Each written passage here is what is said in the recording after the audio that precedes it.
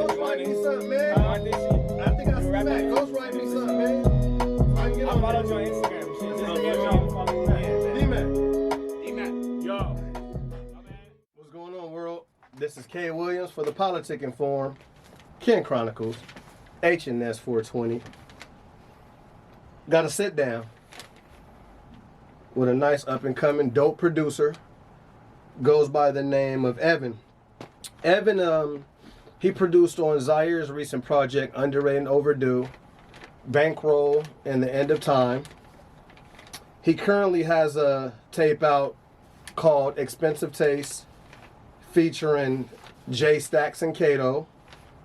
Currently working with Smooth De Niro and Dylan Bentley, and a host of other talented artists. 18 years old, and pretty much a phenom, and he engineers as well. Yes, sir. Evan, what's going on? I'm doing well. How about you? I'm doing good, man. Tell me a little bit about yourself. Where'd you grow up? I grew up in Ladera Heights, which is close to like Fox Hills, in California, obviously. I mean, it's like they call it the Black Beverly Hills. I mean, okay, it's supposed to be bougie, but they still doing some grimy stuff there. Right. You know, it's LA. Right. In a nutshell. So, how were you when you first started producing, and what was your first introduction into music? Man, I started making beats at like 15. Okay. I was kind of in between just like hobbies, trying to figure out what to do.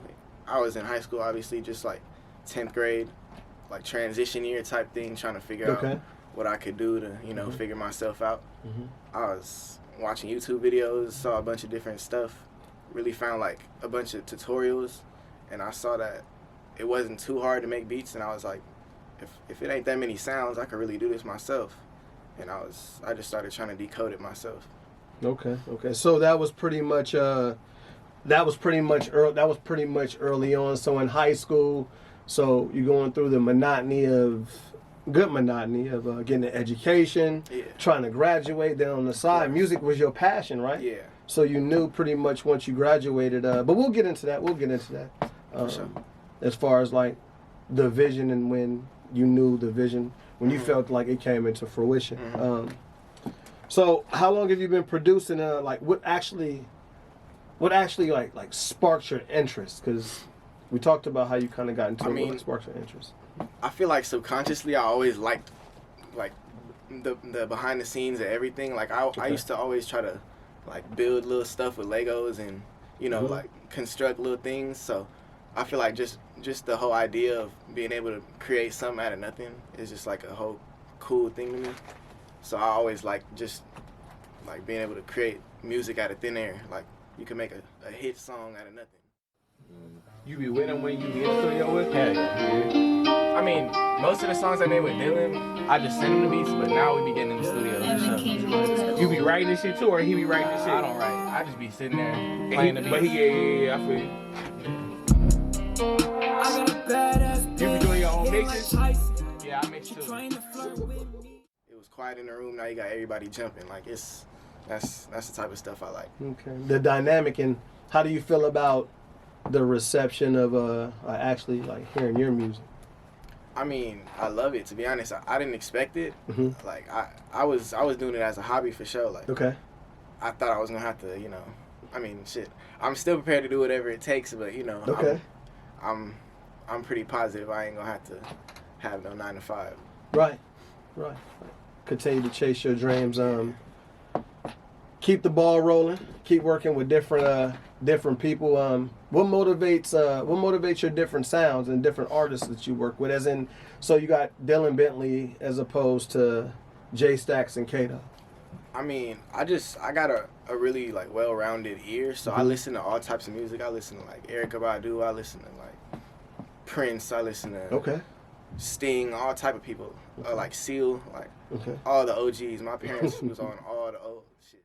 Bentley. He went to school with you? Nah, he goes to shit. I don't even know what school he went to, but shit. Evan Gibson. Yeah, he's from like Mar Vista type area. Yeah. Love is a drug that I'm wasting. Yeah, got me walking, I'm pacing. pretty original sound. Like I got For sure. I got an ear for all the Right. original music. So I feel like that just always like sparked something inside me. So you think that's kind of that's what's innovative, like in your sound now, pretty much. Oh yeah, of course. Okay. I mean, because I listen to so many different things, my ear changes like daily.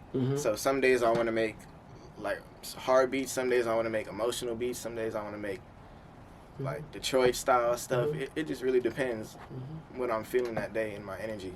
Talk about styles, feelings, and energy. Do you recall the first song that you produced, and what was the overall response to it? The first song in general that I produced, or the first like placement? Not even placement, more or less, kind of like grassroots, like early Okay, so on. like early first song in And then general. what was people saying about it? And how old were you? Man, I didn't get a placement in general until probably 2.5 years into producing. Okay. So it was definitely not a song that I was like proud of, but it was something like, yeah, I could do this for sure. Now I got people at least hearing what I got to do, and at least being able to spit something on it. So I was like, I'm gonna keep working until I make something that I like. Okay. So that was motivation. Yeah, of course. Kind of motivated, like Of course. the way you thought about the song. It was a lot different than the response. Yeah. So you're like, but you're like, oh, okay. I can kind of roll with this. Yeah, of course. Yeah. Yeah, I mean, everyone's gonna have a different ear than you, and if you're not sitting there making it for an hour, you're not gonna have the same idea as the person that's been listening to the same melody over and over. Sure. I agree. So it's just completely different. So we recently articled up on you, Evan, in quotations, Evan Can't Be Touched, lives true to his moniker, a producer on the horizon of greatness. And it was published about a week ago. So in the article you stated that you still use FL Studio. Yes, sir. I Okay.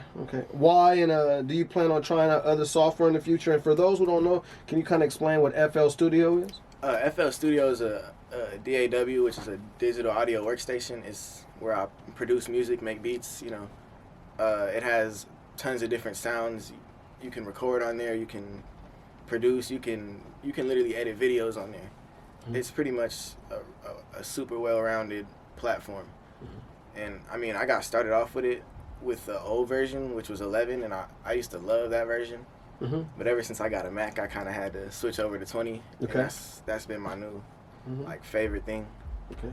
And because I always love video games so much, it's pretty similar. Like it's kind of like just you're coloring in little blocks and until you make a sound you like. So I mean, that's really what I love about it. You can be so creative. Like it's millions of different melodies you can create. It's just endless different things you could do with it.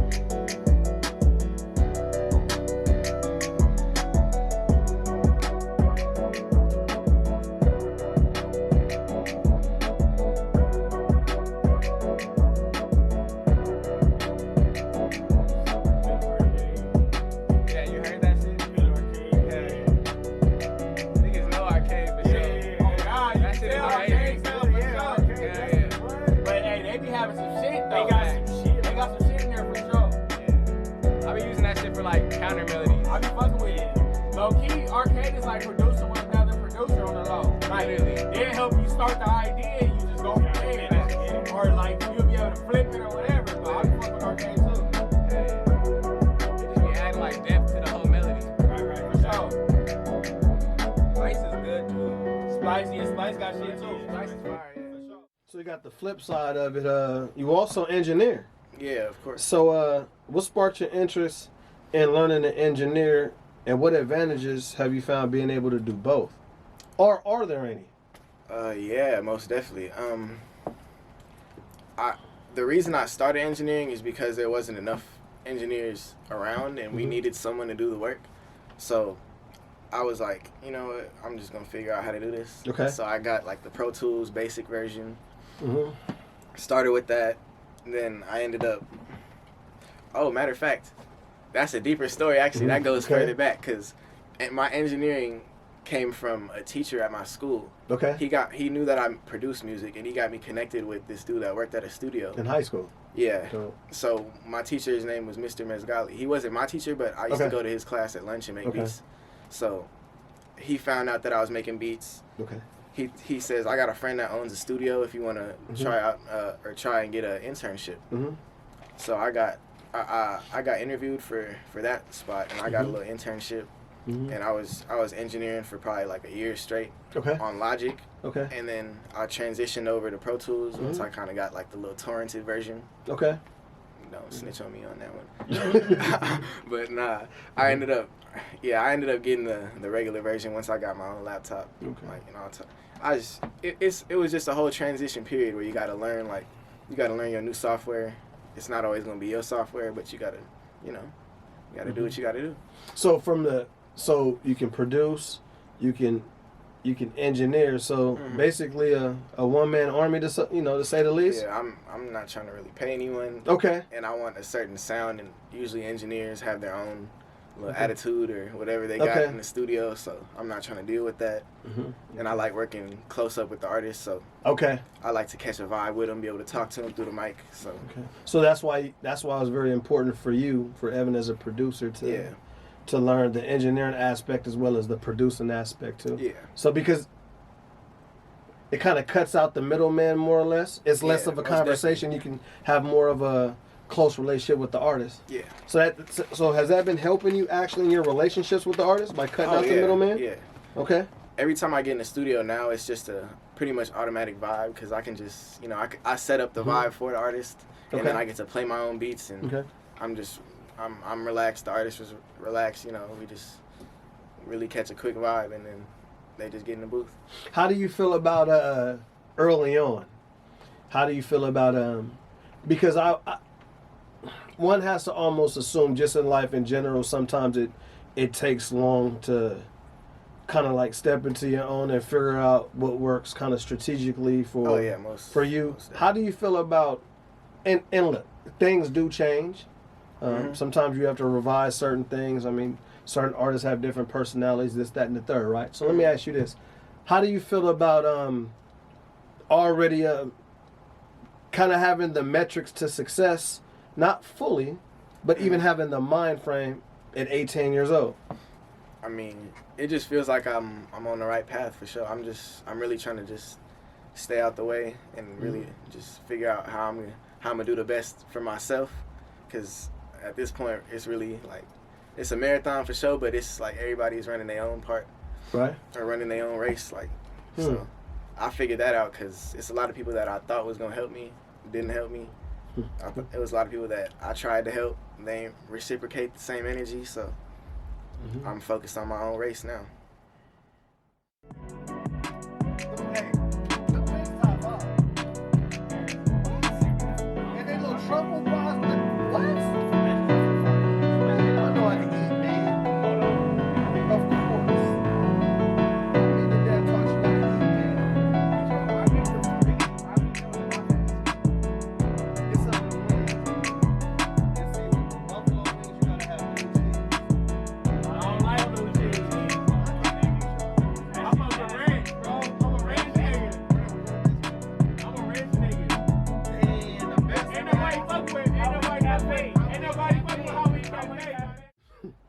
That's dope, man. Like, I really gotta figure that shit out. Yeah, and you're working at it too. Yeah. The hunger, the passion, and Yeah, you learn everything. the ethic. Yeah. You're producing stuff you're in the studio often. Yeah. Doing your thing. Weekly for sure. So you work with talk about being in the studio, man. So you work with some hip hop artists who are talented. You got Zaire, we got Young Bino, Yeah. we got Dylan Bentley, just to name a few. Do you have a general creating process, or is it tailored to each individual artist? I definitely say, honestly, it's in between. I do have a general process, but I tweak it in terms of what artist I'm trying to produce for. So usually I'll have an idea of who I'm about to send a pack to. So I'll listen to a bunch of their music, figure out what keys they singing, what type of beats they prefer, what speeds, just catch some type of idea of what they're doing, and then I just put my own twist on it. You study them first. Yeah, of course. You got to study who you're trying to work with. So so in a situation, that prompted this next question. So, so say somebody is like interested in your production, and you have them send you over samples, and like you're studying their music. Yeah. What's the process if you really can't catch a vibe, not for them but for yourself? In terms of what? What do you mean? In terms of actually like giving them production to work off of. Like if you hear their music and I hear them and I can't catch a vibe. I can't catch a vibe. Like for yourself. I mean, to be honest, I usually don't work with those artists. Okay. Because I select. I mean, I'm a pretty selective person in general, and I'm picky with my music. So, if I'm working with an artist, it's gonna be based off their vibe, and I'll have to hear something before I even agree to get in the studio. Because if you know me, you know I'm a stubborn person. Okay. A lot of my close friends know I'm stubborn, but they know that when I'm stubborn, I'm right. Mm-hmm. So, a lot of the times they'll not notice them. Right. I'll be stubborn about it, and then Later on, it'll backfire because they didn't notice. Yeah, they'll be like, "Oh, that's Right. why you were mad about that." Yeah. Right. Like, yeah. kind of like I told you so, but I mean, yeah. friends, right? Yeah, of course. We learn from our mistakes, obviously. Pretty transparent relationships that you pretty much have with the people that you choose to call friends. Yeah. Like they know you. Like they kind of know what to expect. Yeah, they definitely know me. Like the ones I'm close with, we locked in whether I'm crazy or not, for sure. So let's talk about a relationship. So you had a tape to drop this year, Expensive Taste. Yeah. I got a chance to listen to it. I thought it was dope. It was it was well versed. So how did you link up with Jay Stacks and Kato? And how was it like? What was the chemistry like? Because this is your first tape, right? Yeah, that was my first. Okay. That was, matter of fact, no, that was my first tape because I had a EP called Inglewood that came out before with a girl named Cozy the Great. Okay. And that was pretty solid, but that was just my start off into. Okay. How were you there? Just dropping stuff. I was 17. Okay. Probably early 17. Okay. In high school. Yeah. Okay. Yeah. Most of my stuff I've dropped in high school so far, or all of my stuff. Oh. Yeah, all of my stuff that I dropped was in high school. So you just graduated this year? Yeah, I just graduated. Okay, cool. So, how did you meet Jay Stacks and Kato? That's a crazy story. So, Cato was in my he was in my music class. Okay. This year. Okay. And we had literally nothing to do. Like we would make beats in class, but that gets boring after it don't get boring, but the people around you don't want to just watch you make beats all day. Right. So I make beats when I get home. I'm not gonna make beats when I'm in class too. Mm-hmm. So okay. I'll be like, yo, bro, let's rap. Okay. And they just start rapping. I'll be like, I play my beats for them out loud. We just start a little freestyle circle. And then we found this little spot in the back of the class, this little closet, and we brought our little speakers in there. And we started closing the door and just having like a full session in there. Like, okay. I'll just play all my new beats. There's some pictures of you on Instagram when you was like. Oh yeah, in the closet. Yeah, on God. I was like, man, like this is and this is a whole different era because when I was in high school, we didn't have technology. Like, I mean, definitely no camera phones. Are you kidding me? Facts. So just the creativity is like. Yeah. So at that point, even in high school, that's what I'm saying. You kind of already. Yeah, we knew what we wanted to do. Right. Yeah. You had a foresight. Hell yeah, I was like, yeah, I need to get, I need to get some artists on my beats, and I'm gonna have to do it personally because the emails ain't working. Right. Like back then, I was sending emails weekly, new artists, trying to find new artists. It was not working. No, how was nothing going through? Why do you think? I mean, I had an idea of the sound, but you have to catch an idea of the type of energy that people have in their studio sessions, because it's not just a sound. Like you got to bring a certain energy to your beats immediately. Like they need to catch that and be shocked when they hear it. Okay. It's not just I'm gonna click play and I'm gonna wait 15-30 seconds before anything exciting happens. No, they need something that catches the ear right off the bat. Like they automatically hear lyrics to the beat. They say 5 seconds, but I say it's like 2 seconds before the artist's gonna change the beat if it's not exciting. I mean, you just had pizza. Nah, that was fake pizza. That was for y'all niggas, man. I mean, it's all day. I'm tired. Pizza nigga. Hey, pizza dish. Hey, I'm like,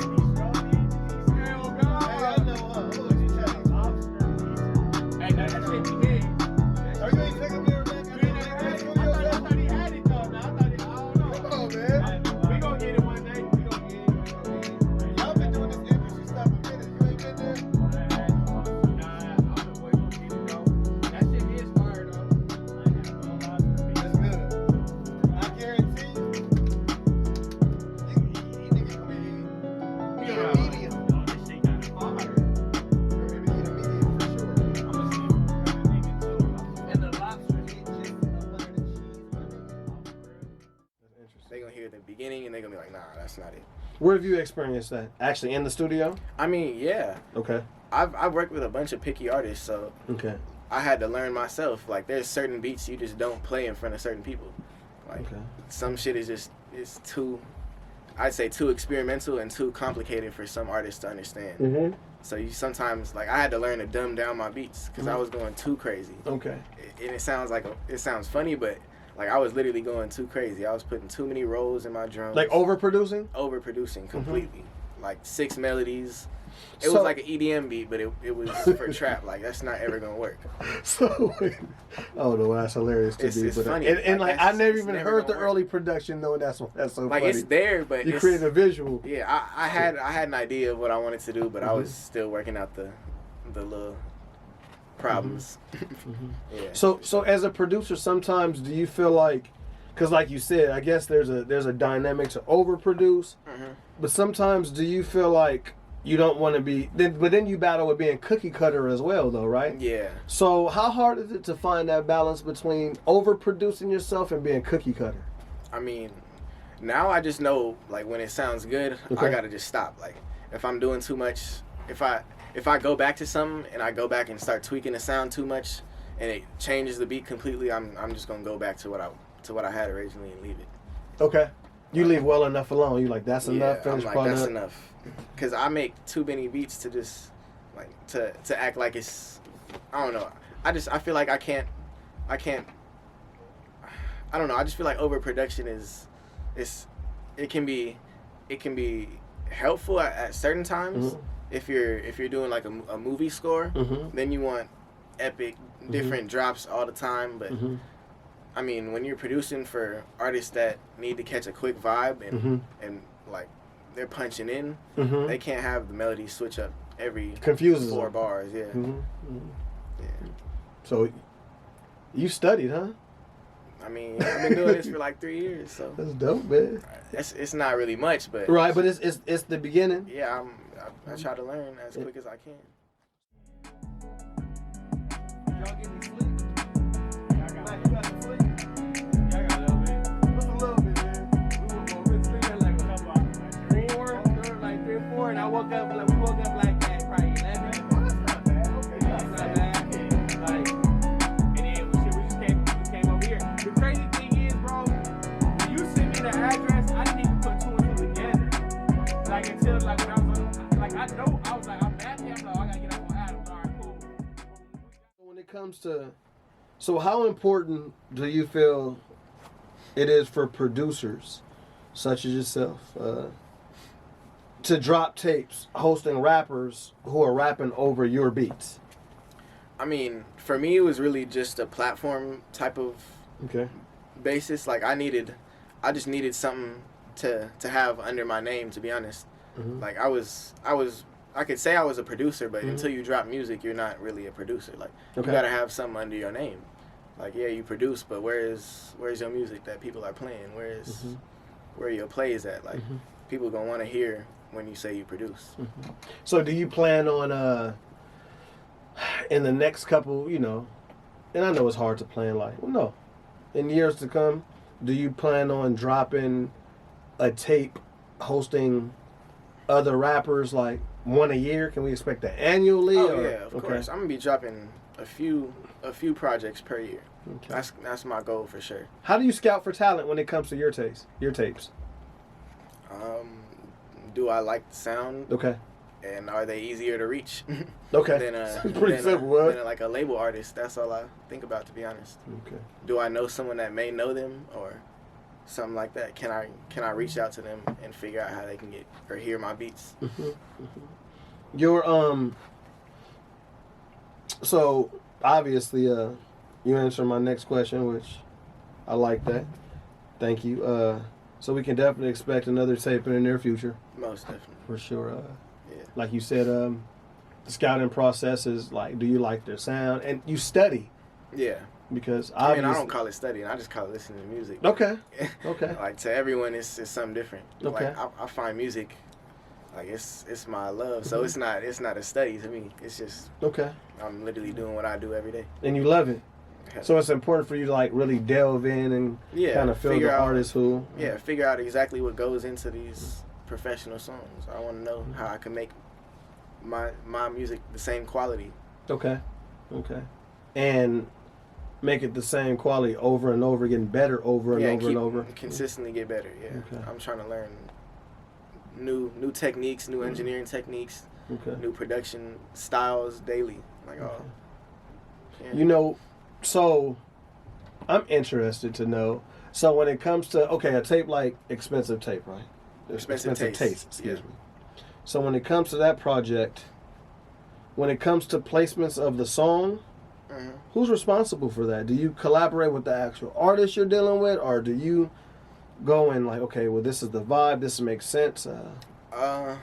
In terms of, what do you mean placement? Like in terms of picking what songs go where? Like chronologically. Okay.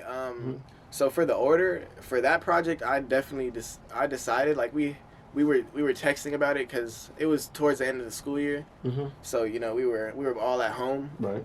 We ain't at school discussing it. So we kind of just had to get an idea and drop it. So Okay.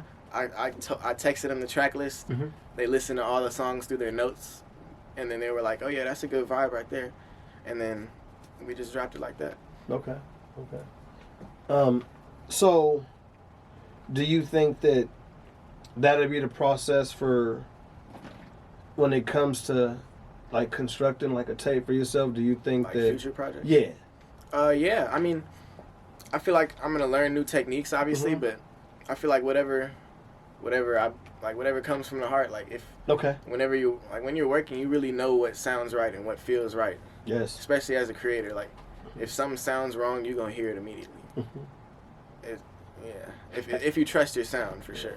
Have you ever been in a situation to where you had to where you took the gamble of personally for Evan, you sent an untrusted sound out there and people were actually receptive to it? Like, oh, Yeah. Okay. Surprisingly, yeah. can we talk about the song or production? Oh or- yeah, that was. I mean, it wasn't I didn't have disbelief in it, but Okay. it wasn't a beat that I actually suspected would be Okay. used, and it was hot from Young Bino. I Mhm. like the beat, Okay, I do too. but it was so old that Mhm. I was like, ain't no way he's gonna pick this beat out of the 5-pack or 6-pack I sent him. Mm-hmm. He picked that one beat, Mm-hmm. and I was like, what? So That's when I really realized you had to dumb it down, because I used the least sounds in that beat. Mhm. It was the most simple. I had 2 melodies, and I was like, it worked perfectly. how old was that beat in fact? That was on my very first computer. So I had an early computer that shut down, and I had over 1,000 beats. And on you it. lost them? Lost all the beats. So I had to What start. was that over. like? I was mad, but I was like, I make beats every day. I'm gonna do this shit over. Okay. I'm gonna refill 1,000 beats before I know. Kind of like a chia pet. Like Literally, a producer chia literally pet. a producer chia pet. So I was producing beats every day for the whole school year. I got 1,000 beats on another computer, Mhm. and then it was one of those 1,000 beats on the new computer. Mhm. And now I got my Mac, so I'm doing fresh beats on there now, Mhm. and just different styles. So when it comes to Evan, and we're gonna close out with where'd the moniker come from, man? Evan can't be touched, but hold that for a minute, Yeah, please. we gonna hold So, that for now. what's the ultimate goal for Evan as a producer and engineer? I mean, I'd say there's no full like end destination to where I want to be. I would say I just want to be, the best that I could be. To be Mhm. honest, I want to make a mark in the game for sure. I want people to be saying my tag all the time. I want all my stuff to be played in restaurants, like bars, taxis. I want you to hear my shit too much. The world. Yeah, I want you to hear my music too much, literally. Right on. So, man, I gotta know for myself, man. I could have asked you this before, but I want to ask you this because I'm pretty sure that the supporters out there, they want to know, Yeah. man, where did Evan Can't Be Touched come from? That's one of my brothers. I mean, he's not a blood brother, but Okay. yeah, he's we close. Mhm. My bro Taj. So Mhm. his little brother, Mhm. shit. We like I've known his little brother for a little while, And Mm-hmm. like me and Taj make beats together, and I needed a tag. I was searching for a tag. I had an early tag, Okay. but it just didn't sound as good as I wanted it to sound. Okay. And it wasn't catchy. Like Okay. it was cool, but it wasn't catching on like a tag should. Mm-hmm. So I was like, I need a tag that's gonna hit before the drums hit. Okay. And I was like, I'm about to ask this man Taj. He got a little brother. Right. Okay. And next thing you know, his little brother Mm-hmm. one day decided to agree to do it. Okay. And